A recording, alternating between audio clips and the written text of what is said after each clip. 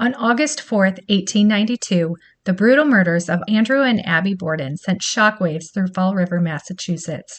Both victims were bludgeoned to death, and investigators believed the murder weapon was a hatchet.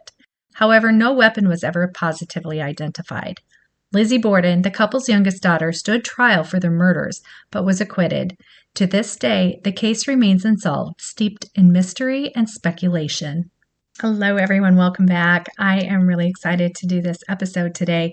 Lizzie Borden has intrigued me since the first time I heard about it, and it's been a lot of fun doing the research. I really went down the rabbit hole on this. There is so much information still out there. The witness statements, the trial information, the questioning of Lizzie herself and all of the witnesses. It's just a lot to go through. So bear with me. There's a lot of details, and I honestly am leaving out a lot of information and details. If you do want to read any of this on your own, I'll put that link down in the description. You can take a look at everything yourself. Lizzie Borden was born in July of 1860, and she was the third daughter born to Andrew and Sarah Borden. She had an older sister, Emma, who was born in 1851, and then a middle sister by the name of Alice, who died in 1858, just before her second birthday. And I believe she died from hydrocephalus. When Lizzie was 3 years old, her mother, Sarah, died. But before she passed, she made Emma promise to care for Lizzie. And Emma really took this responsibility seriously, and she was fiercely protective of her younger sister through most of their life. As a child, Lizzie was pretty shy and to herself. She didn't have a lot of friends other than Emma, and she really didn't come out of her shell until she was much older, kind of in her younger adult years. She started getting involved with her church. She was a Sunday school teacher for a time, and so that kind of kept her busy. She met some friends, kind of blossomed at that later age. Emma seemed more to herself, just kind of a quiet woman, just kind of looking out for her younger sister. And in the days leading up to the murders, she was actually out of town. She was visiting some friends. In 1865, Andrew remarried. He married a woman by the name of Abby Gray, and it doesn't seem that Abby and the Borden girls were very close at all. About 5 years after the murder, that relationship disintegrated even more. So there were some hard feelings over some property that Andrew purchased to help out Abby's half-sister. And he gave that property to Abby, and this angered his daughters. So to kind of smooth things over, to kind of make things right again, he tried giving them the house on Ferry Street, which had been their grandfather's home. And it didn't seem to do much to mend relationships between the Borden girls and Abby. And from that time on, Lizzie referred to Abby as Mrs. Borden. Andrew Borden was a very wealthy businessman. He owned properties around Fall River and even owned some farms outside of town. Now, he was very frugal, despite his wealth, his immense wealth, actually. And it seems to have been a point of contention with Lizzie and Emma. Their father had this vast amount of wealth, yet they were living in a fairly modest home on 2nd Street instead of with the wealthy people who lived on the hill at that time. The home had some indoor plumbing, but I think it was in the basement and a little bit in the kitchen. And they used kerosene lamps. And I don't know how common gas lighting was in that town at that time, but it sounds like some people had it at least, and it was a luxury that Mr. Borden did not splurge for. Both Lizzie and Emma had made comments to their friend Alice Russell at different times, just stating how they would have liked to have been a little more cultured, a little more educated than they were, lived a little more modern of a life than their father was allowing them to live. And it seemed that Andrew Borden was just a very simple man. He didn't understand why anybody would want those luxuries or spend money on those luxuries. So there's a little discontent there between him and his daughters. Andrew did give Lizzie and Emma and Abby an allowance to spend on themselves. I believe it was like $200 a year, which roughly equates to about $7,000 in today's money. Lizzie and Emma were able to go out and spend that on whatever they wanted, clothing, entertainment, whatever. While Abby seemed to have been expected to purchase things for the home with her allowance. At the time of his murder, Andrew Borden was thought to be worth about $250,000 to $350,000. Now, in today's money, when you adjust for inflation and everything, that would be around $8 to $12 million that he was worth. Before I get too far into this, I do want to give like a little layout of the Borden home, especially like where the bedrooms are, because it is a little strange. So when you first walk in the front door, if you were to go up the stairs, you would see the guest room on the left, and then Lizzie and Emma's room are there on the right side of the house. Now, there is a door between Lizzie's room and her parents' room. However, that door had been nailed shut and was latched from her parents' side. So there was nobody able to go in and out of that door. In order for the Bordens to access their bedroom, they would take the stairs in the kitchen and go up the back way to their bedroom. And then those are the same stairs that Bridget Sullivan would use to go up to her bedroom on the third floor. Now, speaking of Bridget, I haven't introduced her really yet. She was 26 years old at the time of the murders. She was from Ireland, and she had worked for the Bordens for less than 3 years by that point. I'm going to give a little bit of backstory to what happened in the days prior to the murders. So the murders occurred on a Thursday. So the Tuesday night before the murders, Mr. and Mrs. Borden became violently ill. They were vomiting, just very, very sick throughout the night. And still the next day, they weren't feeling very well. So that Wednesday, Lizzie reported that she also did not feel well, and so she stayed in her room for most of the day. Around 1:30 that afternoon, John Morse showed up at the Borden house, and he was the brother of Sarah Borden, Andrew's first wife, so that makes him the uncle to Emma and Lizzie. Him and Andrew seemed to have been on great terms. They corresponded regularly and they had business together. I think John was helping Andrew lease out his farms, and the two had written letters back and forth. John had a letter from about a week and a half prior from Andrew telling him that, when he sees him next, let's talk about this tenant for this farm that you have found. So while John's visit was unexpected, it wasn't unusual for him to be at the Borden house. John actually lived not too far away in South Dartmouth. Prior to that, he had been living in Iowa for several years, but decided to lease his farm in Iowa and then move back east. While John was there that afternoon, he ate some lunch, visited with Andrew, and then left to go. I think he had some business to do at Andrew's farm.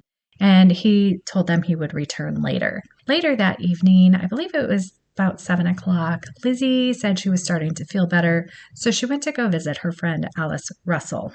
While she was at Alice's house, Lizzie mentioned that she was concerned about her father and some business dealings that he had and some problems with some possible tenants. And she was concerned that somebody was going to try to do something to the family. She first mentioned that everybody had been sick, so she was concerned that maybe somebody had tried to poison the family. I believe Mrs. Borden also voiced this concern to Dr. Bowen across the street. But Lizzie went so far as to say she thought it was the baker's bread. Alice kind of countered that, saying, hey, if it was the baker's bread, more people would be sick, and I haven't heard of anybody sick. And then Lizzie went on to say, well, maybe it's the milk. And again, Alice is like, yeah, but what time does your milk come in the morning? She said 4 a.m. And Alice was like, yeah, I doubt anybody's walking around poisoning milk when it's daylight. So once those were kind of shot down by Alice, Lizzie went on to mention that the barn had been broken into a couple times, even though her father believed that was local boys trying to get the pigeons. And Andrew took care of that by killing the pigeons, so the boys wouldn't get into the barn anymore. In any sense, Lizzie was trying to convey her uneasiness of being in the home. She was worried about people outside the home she thought she saw lurking, and she told Alice that she felt like she needed to sleep with one eye open in case the house would come burning down around them. John Morse returned to the home that night about 8:30, and him and Abby and Andrew sat in the sitting room talking. So around 9 o'clock, Lizzie came home. John said that he did not see her, but he heard her come in and go up the stairs, and he knew it was her because her sister was not at home at the time. She was out in another town visiting friends, and so he just assumed it was her. Lizzie also testified that she had come home. She did not go in to see her Uncle John or her parents. She just went straight up to bed. Around 10 o'clock, John ended up going to bed, as well as Andrew. Abby had gone to bed just a bit before that. The next morning, Bridget was the first one up. She was up about 6 o'clock, and she stated that she was not feeling well. She had kind of a sick headache, but she went on downstairs to start the fire in the stove and started with her morning chores. Abby got up shortly later, followed by Andrew, followed by John. Around 7 o'clock that morning, John had breakfast with Mr. and Mrs. Borden. And then about 8:45, he left for the morning. As he left, Andrew invited him back for dinner, which was what they called the midday meal at that time, something we would call lunch right now. And John agreed that he would be back for lunch. Mr. Borden left shortly before 9 o'clock. He was headed to the bank and to make some rounds of his properties, while Abby asked Bridget if she would wash the windows inside and out on the first floor. By this time, Bridget was actually very sick and had vomited out in the backyard, but despite being this sick, she still went ahead with the chores that Abby Borden had asked her to complete that morning. After this exchange with them, Mrs. Borden went up to the guest room to clean up after Mr. Morris's stay, and that was the last time Bridget said she saw Abby alive. For the next hour or so, Bridget was outside washing the windows. She did briefly speak to the girl next door and was seen by many passersby and many neighbors outside. So her whereabouts are not questioned during this hour. When she entered the home to wash the windows inside, she doesn't remember seeing Lizzie. She had started on the windows and then heard somebody at the front door. So she went to the door to see who it was. And normally this door, overnight, it was locked with 2 different locks and then bolted. And in the morning, they would unbolt the door so that the family could come and go through the front door if they needed. However, this morning, it doesn't seem to be that it was unbolted, and Andrew was trying to get inside and couldn't. So Bridget was struggling with the locks and the bolt, trying to get it open for him. And while she was doing this, she said she heard Lizzie upstairs laughing. This is a very important detail because at that point, investigators believe that Abby was already dead. And if Lizzie was upstairs at this point, she could have clearly seen Abby's body laying on the floor of the guest bedroom.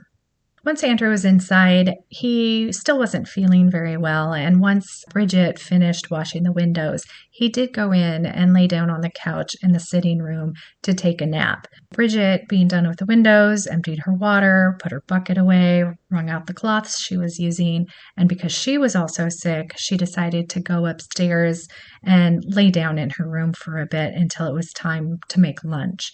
She said that she had gotten upstairs just a little bit before 11 because she remembers hearing the bell chime for 11 on the clock. And she said it couldn't have been more than 10 or 15 minutes later. Lizzie is yelling for her at the bottom of the stairs to come down because her father had been murdered.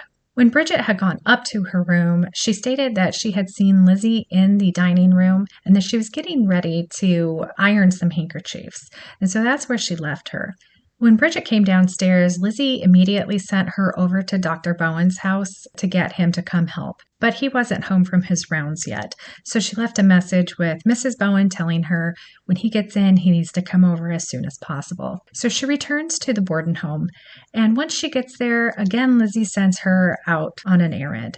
She wants her to go get Alice Russell and bring her back to the house because Lizzie doesn't want to be there by herself. After Bridget leaves, Mrs. Churchill, who was the Borden's next door neighbor, notices Lizzie through the screen door in her house and kind of notices that something's off. Something's not quite right. So she lifts up her window and she calls over to Lizzie, asking if everything was all right. Lizzie tells her to please come over because her father had been killed. So Mrs. Churchill rushes over to the Borden home, and when she gets in there, Lizzie asks her if she will go find help. So Mrs. Churchill leaves the house. Again, Lizzie's here all by herself with her freshly murdered father. Mrs. Churchill runs down the street. She ends up talking to some men who call the police for her. And then she returns to the house. And I think about this time, Bridget's getting back and then Alice Russell gets there shortly after. Word spread very quickly about Mr. Borden's murder and people were starting to show up. Police arrived. Dr. Bowen arrived. Once Dr. Bowen was there, he did pronounce Andrew dead. He had no pulse, though he was still warm and blood was still oozing from his wounds. At some point, somebody asked Bridget if she would go find a sheet to put over Andrew Borden. Lizzie told her that there were some sheets upstairs in her mother's dressing room, but Bridget was too scared to go by herself. So Mrs. Churchill offered to go with her, and the two went up, returned with a couple sheets, one to cover Mr. Borden. Now, at some point here, too, Lizzie mentioned that she thought she had heard Abby come home and that she wished somebody would go upstairs and find her. And I find this interesting because I feel like this happened probably prior to everybody else getting to the home. Nobody else heard Abby come in. So I'm guessing it was while Lizzie was still alone in the house. So Bridget and Mrs. Churchill, again, are the ones to go upstairs. And as Mrs. Churchill is coming up the steps, once her eyes cleared the landing, you can see directly into the guest bedroom, and she saw Abby laying on the floor. Now, they really didn't go any further than that, and they came back down and said that Abby was on the floor in the bedroom. I believe Dr. Bowen went up, realized that, yes, Abby was dead too, and came back down and broke the news to everyone. Now, at the time, Lizzie was questioned by several different people, asking her where she was when her father was murdered. And she seems to give different answers to every different person who asks. However, in all versions, she says she was out in the barn, but sometimes she was looking for iron to fix a screen on a window. Another time, she was looking for lead for a sinker. In one version, she was eating pears before she was looking for metal to make sinkers for an upcoming fishing trip. And then also she was asked if she heard anything. And in some of her versions, she heard a groan and went in and found her father. In another one, she heard a scratching noise and went into the house and found her father. And I think in her final statement to the police and to investigators, she mentioned that she didn't hear anything at all. So Lizzie really kind of changed the details of her story, which made investigators very suspicious of her. The bodies of Andrew and Abby Borden were placed on the dining room table, and that's also where their autopsies were performed. Investigators believe that Abby was murdered probably around 90 minutes before Andrew was murdered. When they found her, she was already in rigor mortis. Her body temperature was cooler to the touch than Andrew's was, and the blood around her and on her was starting to dry and coagulate. When the medical examiner did the autopsies, he discovered that Abby had been struck 19 times with an instrument such as a hatchet. They believe the first blow was to the side of her head as she faced her attacker, and then the following 18 blows were to the back of the head and one to the back of the neck. Andrew was struck 10 or 11 times on the left side of his face as he napped on the couch. During the autopsies, both of their stomachs were removed and contents of those stomachs were tested for poison, just because they had been sick in the days prior. However, no poison was found in their stomachs, and they also tested the milk from the family's icebox and found that there was no poison in the milk either. Neither of the bodies had defensive wounds, which is not unusual in Andrew's case, as it was believed he was struck for the first time while he was asleep. But it is a little unusual in Abby's case because they thought she was approached by her attacker, and either she was approached and hit so quickly that she didn't have time to respond prior to the hit, or she was approached by somebody that she knew and trusted. Police searched the house that day and found a couple axes in the basement along with a hatchet head that the handle had broken off. Now, the break in the handle looked fairly recent. Investigators couldn't tell if it had been done, that day or 2 weeks prior. It also looked like it had possibly been washed recently, but then ash was kind of smeared on it to make it look like it hadn't been washed, or at least that's what investigators thought. In the basement, they also found a bucket of bloody clothing or bloody rags that were soaking. Obviously, they were interested in this and asked Lizzie about it, and Lizzie told them that she had already explained that to Dr. Bowen, meaning that she had let the doctor know that she was menstruating at the time, and that's the reason for the bloody clothing and bloody rags in the bucket. And at that time, investigators took her word for it. They thought that was a good enough explanation and didn't investigate further. John Morris returned to the Borden home shortly before 12 o'clock that day, and some people have questioned his actions, stating that when he was walking up to the house, he didn't see a crowd outside of the Borden home, even though several people stated that when he got there, there was a crowd forming. He also went straight to the backyard, grabbed a couple pears off the ground before coming in the house to learn that his brother-in-law and his wife had been murdered. When we did our tour of the Borden house, the tour guide, the story that we were told kind of led us to believe that maybe John Morris had something to do with Abby and Andrew's murders. However, after reading his witness statement and some of the other statements he gave during the investigations and at the trial, I don't think he's really involved. Now, one of the things that's been stated over and over, and even in our tour was stated, was that John gave an overly descriptive account of where he had been that day and what he had done. And people seem to think that all of this detail that he puts into what he had done that day kind of makes him a little suspicious. However, I can't find the account that they are referring to. Everything that I've seen about what John says seems perfectly reasonable to me. It doesn't seem overly detailed. So if anybody knows where I can find this, please let me know in the comments below. If you can link it, that would be fantastic, because I can't find it in the witness statement. I can't find it in any of the trial transcripts. I would love to read it. I can't find it. But in any case, it doesn't seem that John was involved. He was where he said he was when he said he was. The family he was visiting verified the times that he was there, and it matched up to what John said. So I really don't think he was involved. I think it was more of a case of he was in the wrong place at the wrong time. It wasn't long before investigators started suspecting Lizzie. It seemed from their perspective, it looked like it was more of an inside, like somebody on the inside had done the murders, especially since the Bordens were so concerned about keeping their doors locked, and investigators couldn't find any evidence of anyone breaking in. Also, Lizzie didn't do herself any favors when she kept changing the little details of what she was doing out in the barn and whether or not she heard a noise inside while she was out there.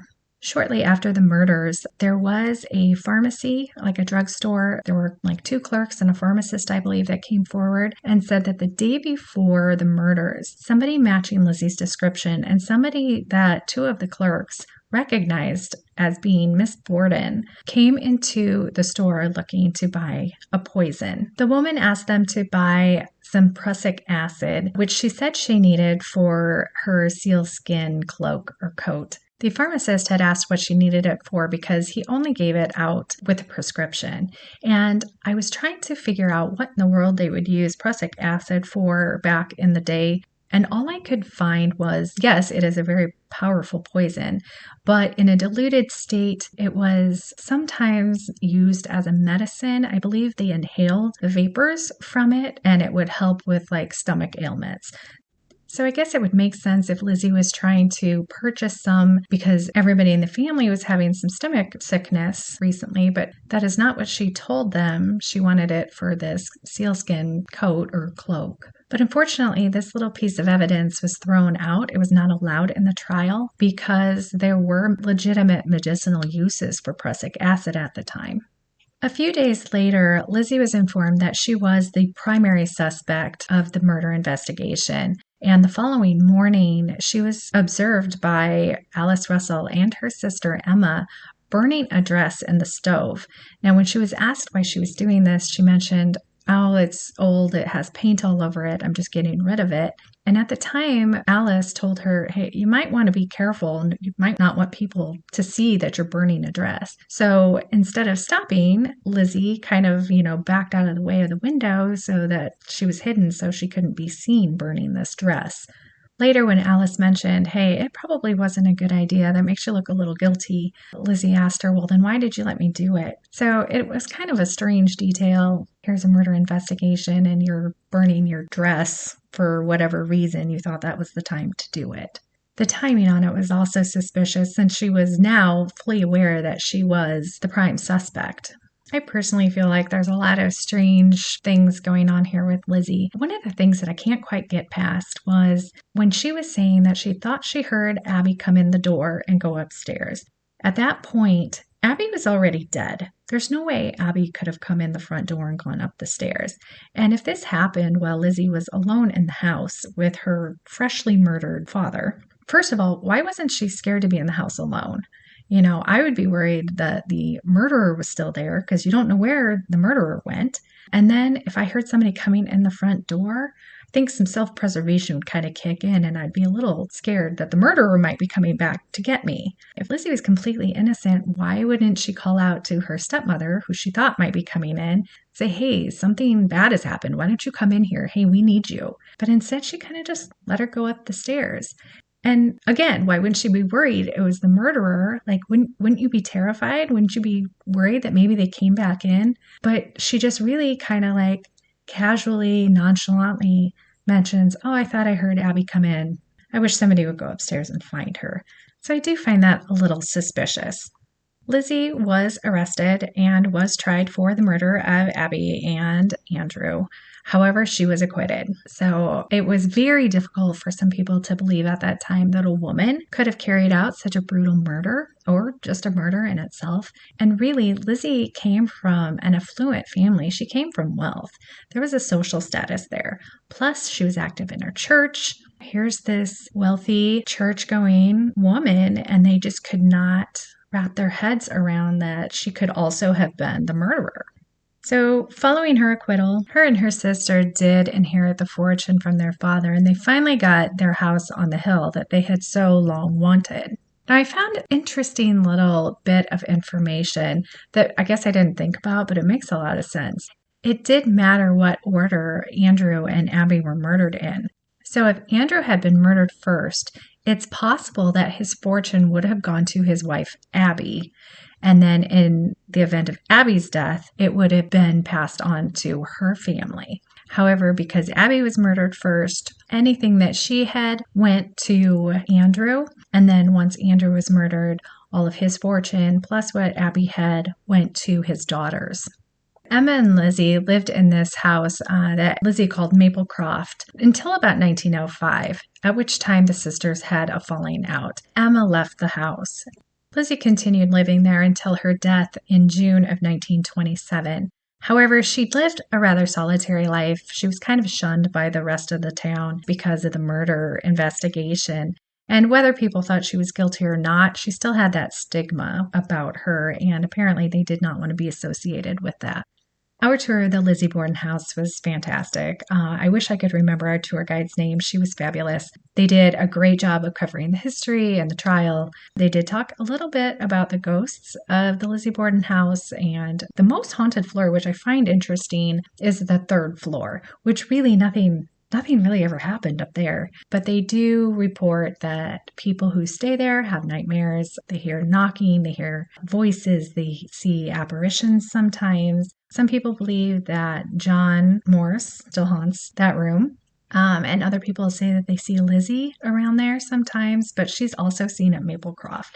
So maybe she splits her time there. Andrew Borden is thought to be active there. There's some accounts of him possibly pushing somebody, but there's all sorts of noises, knocks and bangs on the walls as well. I would definitely recommend this tour if you're ever in the area. I think it was about an hour and a half drive from Boston when we did it, maybe just a little bit longer depending on traffic. We did not visit the cemetery when we were there, but I really wish we would have. That's on my list for next time. All in all, my opinion is that Lizzie Borden did it and that she did it alone. I don't know that she had any help with that. I think, she was a smart enough woman to pull it off herself. And again, I know I said it earlier, but I don't think John Morse had anything to do with it. I think it was more he was there, wrong place, wrong time. So in his will, he states that he's leaving, some stuff to his nieces and nephews. And he specifically says, except those by the name of Borden, they don't need it. So he left the Borden girls absolutely nothing. And yes, they did come into quite a large sum of money after their father died, but for him to completely call them out and cut them out of the will, I found was interesting. And maybe it was just his way of distancing himself from that side of the family.